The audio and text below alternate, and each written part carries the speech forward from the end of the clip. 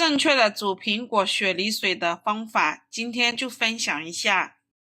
首先准备一个雪梨，清洗干净，对半切开，去掉这个雪梨心，然后把它切成片，切好放一旁备用。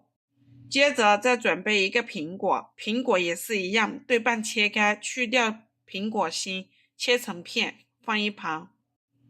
接下来再准备几个新鲜的山楂，同样是对半切开。然后把这3种食材全部放入养生壶里，加入1000毫升左右纯净水，按花茶的键煮10分钟。10分钟之后，加入20克冰糖，把冰糖煮至融化，这个苹果雪梨水就可以直接倒出来饮用。喜欢的不妨试一下。